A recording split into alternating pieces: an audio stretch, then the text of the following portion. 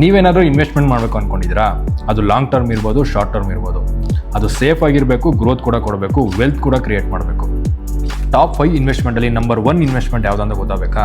ಹಾಗಾದ್ರೆ ಈ ವಿಡಿಯೋ ನೋಡಿ. ಟಾಪ್ 5ಅಲ್ಲಿ ಫಿಕ್ಸ್ಡ್ ಡೆಪಾಸಿಟ್. ನಿಮ್ಮ ಹಣ ಸೇಫ್ ಆಗಿರುತ್ತೆ. ಯೂಶಲಿ ಬ್ಯಾಂಕ್ಗಳಲ್ಲಿ low rate of interest offer ಮಾಡೋದ್ರಿಂದ ನಿಮ್ಮ ಕ್ಯಾಪಿಟಲ್ ಗ್ರೋತ್ ಕೂಡ ಕಡಿಮೆ ಇರುತ್ತೆ. ಇದು ಲಾಂಗ್ ಟರ್ಮ್ಗೆ ಸೂಟ್ ಆಗುತ್ತೆ. ಟಾಪ್ 4ಅಲ್ಲಿ ಗೋಲ್ಡ್.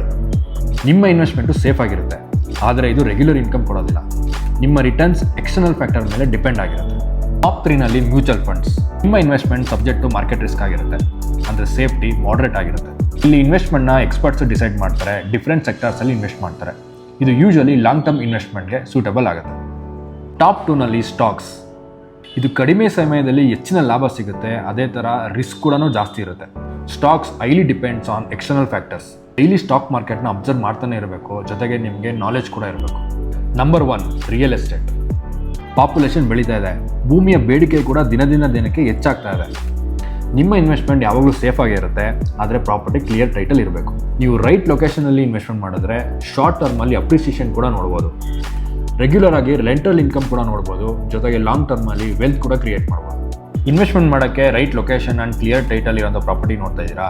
ಹಾಗಾದ್ರೆ ಇನ್ವೆಸ್ಟ್ಮೆಂಟ್ ಅಂತ ಕಮೆಂಟ್ ಮಾಡಿ, ನಾವು ನಿಮಗೆ ಡೀಟೇಲ್ಸ್ ಕಳಿಸ್ತೀವಿ. ಹೆಚ್ಚಿನ ಮಾಹಿತಿಗೆ ನಮ್ಮ ಸ್ವೀಟ್ ಹೋಮ್ ರಿಯಾಲಿಟಿ ಪೇಜನ್ನು ಫಾಲೋ ಮಾಡಿ.